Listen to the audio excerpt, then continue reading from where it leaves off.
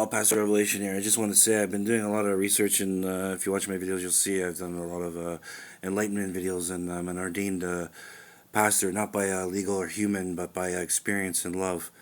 And I just did a prayer with my father, and I pray to Allah as well in Muslim rituals, and as well as Jesus Christ. And I believe that now the time is an amalgamation between Christians and Muslims. Allah and Jesus work together. They work together for the future. They work together for Starfleet, and they work together for Star Wars. And they're handling anything in between. The world's under, in a sense, the sense of a Sharia law. Sharia law is adopted into Christianity. I've ordained it as a Anglican bishop. I've never been ordained by a church, but I've been baptized. And beyond that, fully beyond that, we're working with things like the butterfly effect and time travel and whatnot, and the keys of evil will be forever removed. Now, there's an incident in my life that I want to bring up to Allah when he initiates his punishment and he removes Yahweh out of the way with his personal feelings towards Satan. When Satan's cast not into the furnace, but when Satan dies and disappears forever. I want Yahweh to know that my mother called his name and he was still put in fire. Yahweh's to pay a fine, and the Jewish people are to pay a fine. They're going to be the workers now until the end of time, and they're going to pay taxes up to Allah and Jesus Christ. That's just the way it's going to be. Yahweh has his fun. He's a storm god. He's a warrior. Now he's settled down. His Jewish people have no fight. They have a military. They're going to have nuclear weapons. And that's about all they can do. But the truth is in the universe is about love. That's why God, the original God, created it. And Sharia law is now in full effect for Christianity. If you don't understand what I'm talking about, you can badmouth me all I want. You haven't lived the life I lived. You haven't seen the visions I've seen. You haven't seen the horrors that I've seen. You haven't dealt with the demons that I've dealt with. And so Sharia law is now in effect with the Muslim. With Christianity, and it's ordained. So when you walk into a church, it's not a mosque. You can still go to a mosque and you can still pray to Allah, but it's the same thing. We're all one community, and I'll just leave it at that. It's all denominations of Christianity with all denominations of Islam. Through the Prophet Muhammad, I speak truly. And there's other preachers that speak about Muhammad and Allah, and they're overseas, and they speak about hellfire. Hellfire doesn't exist in Sharia law. The enemy uses that as a weapon. The forces of hell use that as a weapon. But they have no ultimate power. What they do is they try to influence our world through their deception, and they use sex as a weapon. And that's about the only weapon they have. They use fear as a tactic, and that's why we're all scared. And but when you stand up and you exhume your right, I have a feeling I would come over there. I'm a grandson of Adam from the Garden of Eden, and he disobeyed God, but he was deceived by Eve. He was tempted by the serpent.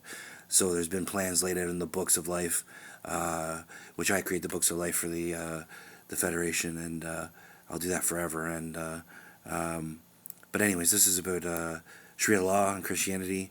I rambled a little bit, but I wanted to give you a little bit of a background too. So Christianity and Islam are now merged, and other pastors can come out, and other preachers and imams can come out and denounce it, what I've just said. But if you look within your heart, what have I said that's wrong? Seek Allah's face, but don't draw it. I did that once, and Allah reprimanded me, and then he introduced me to his brides, which are beautiful. So anyways, that's Jesus, and then Jesus has Mary Magdalene, and I don't know who he has right now, but anyways, that's the Christianity and Islam. We're together as one.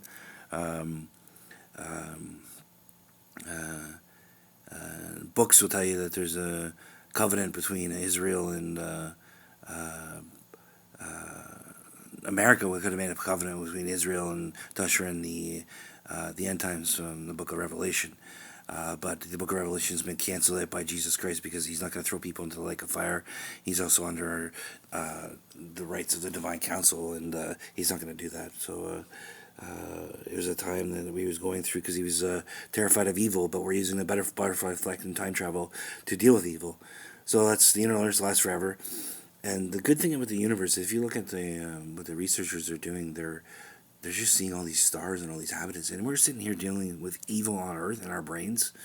It comes from a primordial phase, and it's attacked from a different dimension, and what they see is they see, and then or is from an animal, and um, animals don't have the same brains we have, and they can't compute things, and they're just going to be dealt with. They have mystical abilities, but at the same time, you know,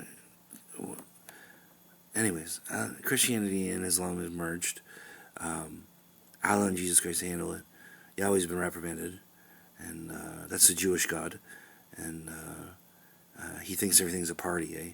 And what he does is, when I see the visions of Yahweh, I get a strong pull from Asherah. Yahweh used to tell people to burn down Asherah poles. Asherah is a fertility goddess and our mother. My grandmother Eve is the mother of humanity, and was tempted by the serpent in her weakness and through sexuality, because that's what they do.